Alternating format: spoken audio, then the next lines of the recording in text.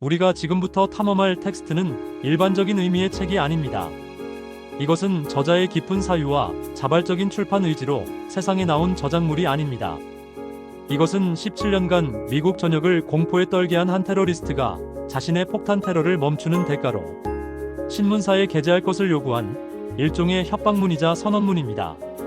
바로 유나바머 테드 카진스키의 매니페스토, 산업사회와 그 미래입니다. 따라서 이 글은 특정 책을 추천하거나 그 가치를 논하는 통상적인 독후감이 될 수 없습니다. 이것은 인류 역사상 가장 지능적인 테러리스트 중 한 명으로 꼽히는 인물이 자신의 목숨과 사상을 걸고 세상에 던진 지독히도 위험하고 동시에 섬뜩할 정도로 예리한 질문들을 비판적으로 해부하고 분석하려는 시도입니다. 카진스키의 이름은 무고한 생명을 앗아간 테러리스트라는 사실로 인해 영원히 비판받아 마땅합니다. 그의 행동은 어떤 이유로도 정당화될 수 없는 흉악한 범죄입니다.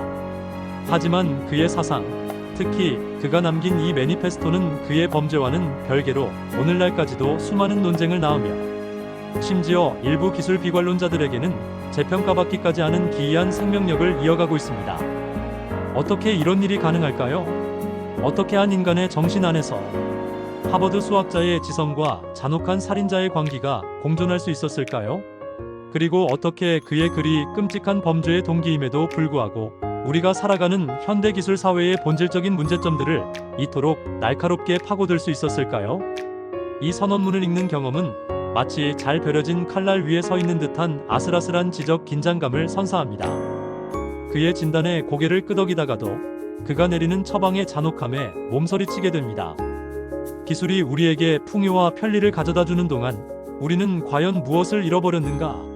스마트폰과 소셜미디어, 인공지능이 지배하는 이 사회에서 인간의 자율성과 존엄성은 안녕한가?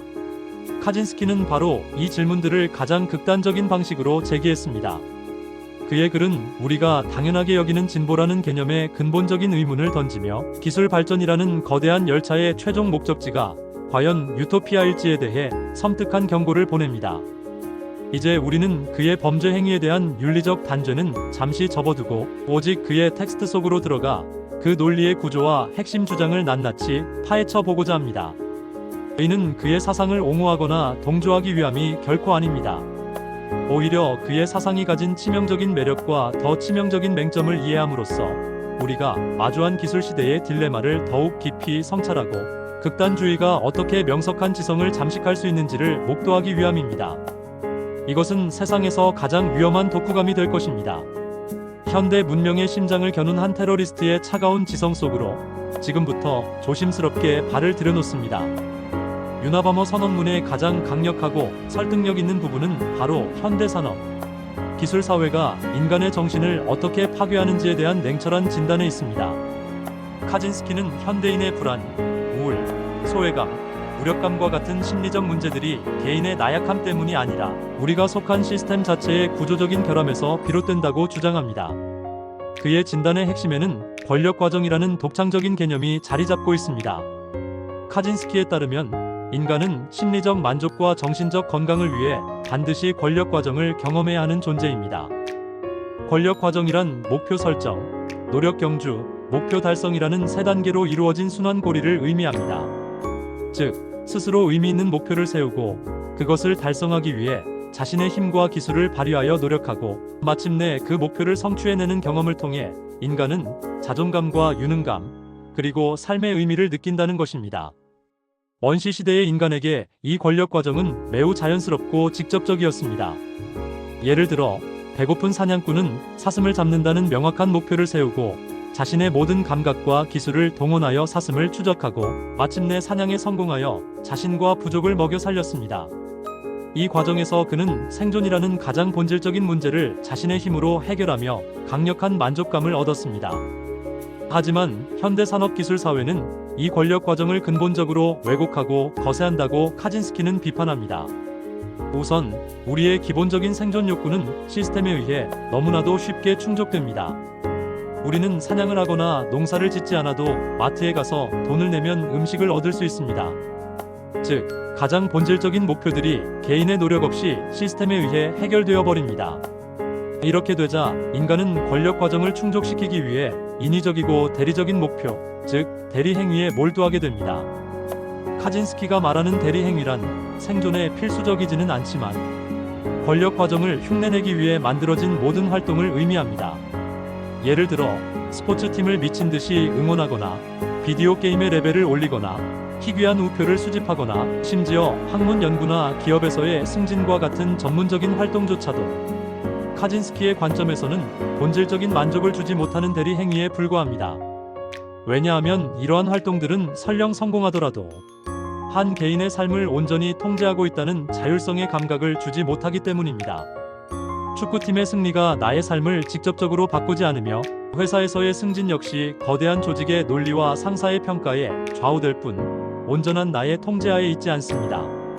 더 나아가 기술 사회는 개인의 자율성을 체계적으로 파괴합니다. 기술이 발전하고 사회가 복잡해질수록 개인의 삶은 자신이 이해하거나 통제할 수 없는 거대한 힘에 의해 규제되고 조종됩니다. 우리는 우리가 먹는 음식에 어떤 첨가물이 들어있는지, 우리가 타는 자동차가 어떤 원리로 움직이는지, 우리가 내는 세금이 어디에 쓰이는지 거의 알지 못합니다. 우리의 삶은 수많은 법률, 규정, 사회적 관습에 의해 촘촘히 얽혀 있으며 이 거대한 시스템에서 벗어나는 것은 거의 불가능합니다. 우리는 거대한 기계에 예측 가능하고 순종적인 부품이 되도록 길들여집니다. 이러한 자율성의 상실과 무력감은 현대인이 겪는 만성적인 스트레스와 소외감의 근본적인 원인이라고 카진스키는 진단합니다. 시스템은 우리에게 물질적 풍요와 안락함을 제공하는 대가로 우리의 자유와 존엄성, 그리고 삶의 의미를 빼앗아간다는 것입니다. 결국 그는 현대 기술 사회가 인간을 행복하게 만드는 것이 아니라 심리적으로 병들게 하여 시스템의 부품으로 살아가도록 길들이는 거대한 사육장과 같다고 결론 내립니다. 이 섬뜩하고도 예리한 진단이야말로 수많은 사람들이 그의 끔찍한 범죄에도 불구하고 그의 글에서 쉽사리 눈을 떼지 못하게 만드는 이유일 것입니다.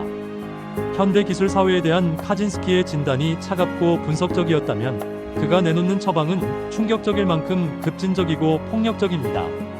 그는 자신이 진단한 문제들이 개혁을 통해서는 절대로 해결될 수 없다고 단언합니다. 왜냐하면 기술 시스템은 살아있는 유기체처럼 자기 자신을 보존하고 확장하려는 속성을 가지고 있기 때문입니다. 어설픈 규제나 기술의 윤리적 사용에 대한 논의는 결국 시스템의 큰 흐름에 흡수되거나 무력화될 것이라고 그는 예측합니다. 예를 들어 자동차로 인한 환경 오염을 줄이기 위해 전기차를 만드는 것은 문제의 본질을 해결하는 것이 아니라 자동차라는 기술 시스템을 더욱 정교하고 지속 가능한 형태로 만들어 인간의 의존성을 심화시킬 뿐이라는 것입니다. 기술은 스스로의 논리에 따라 발전하며 인간은 그 기술이 만들어 놓은 경로를 따라갈 수밖에 없습니다. 따라서 기술의 해로운 영향만을 선택적으로 제거하고 좋은 영향만을 남기는 것은 원천적으로 불가능합니다. 그에게 있어 해결책은 단 하나, 바로 혁명입니다.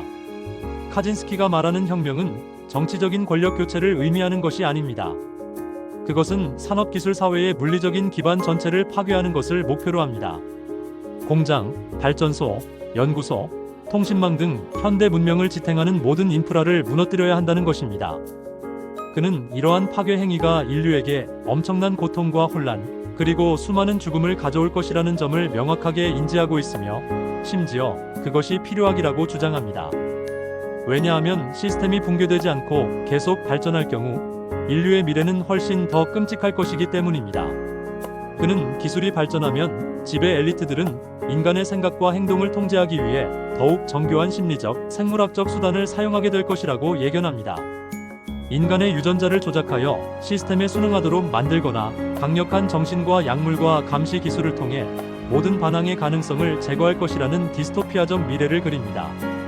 따라서 차라리 시스템이 더 강력해지기 전에 인류가 기술의 노예로 전락하기 전에 지금의 고통을 감수하고서라도 시스템을 전복시켜야 한다는 것이 그의 주장입니다. 그렇다면 이 파괴적인 혁명의 최종 목표는 무엇인가? 카진스키는 자연으로의 회귀를 주장하지만 그가 말하는 자연은 평화롭고 낭만적인 전원 생활과는 거리가 멉니다. 그가 꿈꾸는 것은 문명 이전의 야생 상태입니다.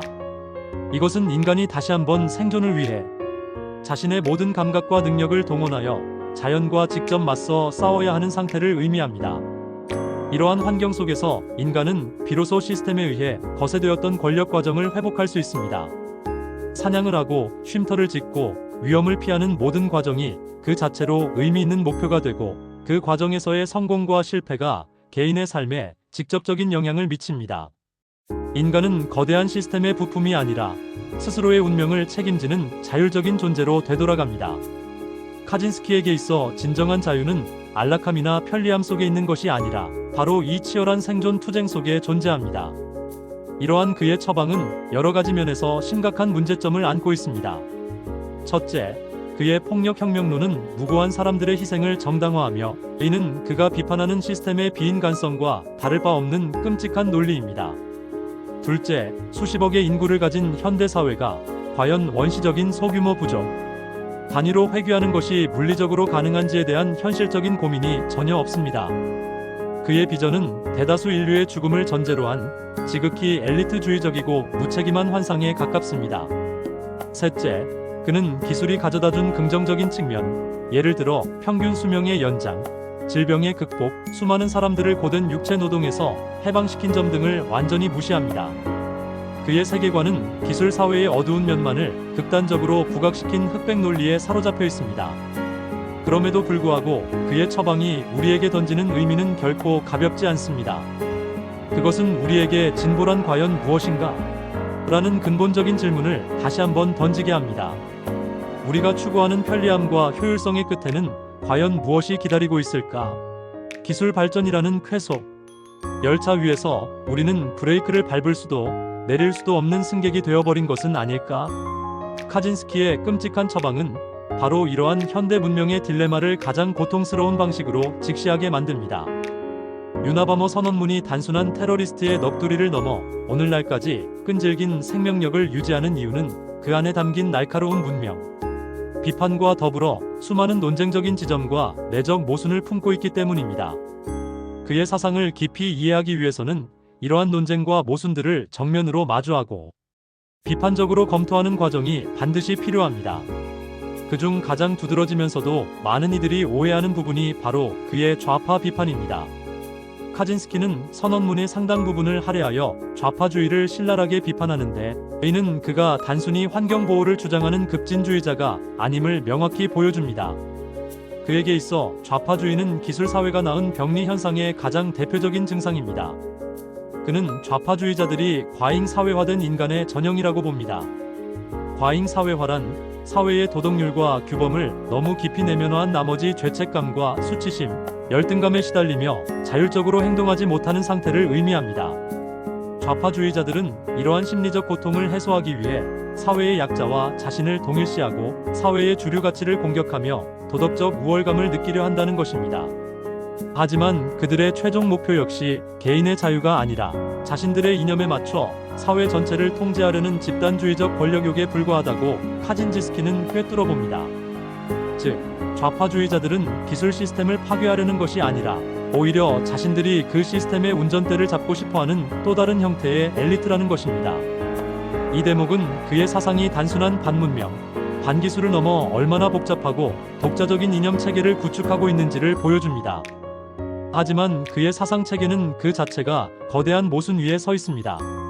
그가 저지른 폭력 행위는 그가 가장 혐오했던 가치, 즉 타인의 자율성을 억압하는 행위의 가장 극단적인 형태였습니다.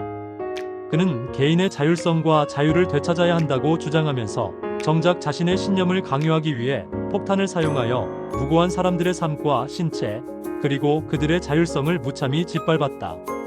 그의 희생자들은 그가 그토록 경멸했던 거대 시스템의 일부가 아니라 그저 평범한 삶을 살아가던 개인들이었다. 이는 자신의 논리를 스스로 배반하는 치명적인 자기모순이다. 그는 시스템의 비인간적인 통제를 비판하면서 정작 자신은 가장 비인간적인 방식의 통제 수단인 테러를 선택했다. 이러한 위선은 그의 모든 주장의 진정성을 근본적으로 훼손시킨다. 또한 그의 야생으로의 회귀라는 비전은 지독히도 낭만화된 환상에 기반한다. 그는 현대의학이 없던 시절의 높은 영아 사망률, 짧은 평균 수명, 끊임없는 질병과 기아의 고통을 애써 외면한다. 그가 몬테나 숲속에서 누렸던 고독한 자유조차도 사실은 현대 문명이 만들어낸 도구와 사회 시스템 위에서나 가능한 것이었다. 진정한 의미의 원시 상태는 그가 상상하는 것처럼 한가로운 사색과 자율적 투쟁으로 가득 찬 곳이 아니라 훨씬 더 잔혹하고 고통스러운 생존의 현장일 가능성이 높다. 그의 사상은 현대 문명의 혜택은 암묵적으로 누리면서 그 책임과 고통은 거부하려는 지식인의 오만함에 뿌리를 두고 있는지도 모른다. 그럼에도 불구하고 유나바머 선언문이 남긴 영향은 결코 무시할 수 없다. 그의 글은 아나코 원시주의와 같은 급진적인 환경 사상에 깊은 영감을 주었으며 기술 발전에 대한 회의론과 비판적 담론을 형성하는 데 중요한 역할을 했다. 오늘날 우리가 인공지능의 발전이나 유전자 조작 기술에 대해 느끼는 막연한 불안감의 이면에는 카진스키가 제기했던 기술이 인간의 통제를 벗어나 스스로의 논리에 따라 발전할 것이라는 경고가 짙게 깔려 있다. 또한 그의 대리 행위나 권력 과정과 같은 개념들은 현대인의 심리적 문제를 분석하는 독창적인 틀을 제공하며 많은 심리학자와 사회학자들에게 영감을 주기도 했다. 그는 분명 끔찍한 범죄자이지만 그의 선언문은 우리 사회가 외면하고 싶어하는 불편한 질문들을 담고 있는 판도라의 상자와 같다. 그 상자를 여는 것은 위험하지만 그 안에 담긴 질문들을 직시하지 않는다면 우리는 기술이라는 거대한 흐름에 휩쓸려 어디로 가는지도 모른 채 표류하게 될지도 모른다. 유나바머 테드 카진스키와 그의 선언문 산업사회와 그 미래에 대한 탐험을 마치는 이 시점에서 우리는 복잡하고 모순적인 감정에 휩싸이게 된다. 그의 손에 희생된 무고한 사람들을 생각하면 분노가 치밀고 그의 폭력적인 혁명론을 접하면 그 잔혹함에 몸서리치게 된다. 그의 행동은 용서받을 수 없는 범죄이며 그의 처방은 인류를 구원하는 길이 아니라 공멸로 이끄는 광기 어린 계획이다. 하지만 이 모든 것을 인정하면서도 우리는 그가 제기한 문제의식의 날카로움과 진단이 가진 설득력만큼은 쉽사리 부정하기 어렵다는 사실을 발견하게 된다. 이것이 바로 유나바머 사상이 가진 위험한 매력이자 우리가 그의 글을 비판적으로나마 읽고 성찰해야 하는 이유다. 그의 선언문은 현대사회라는 환자에게 내려진 독이 든 약과 같다.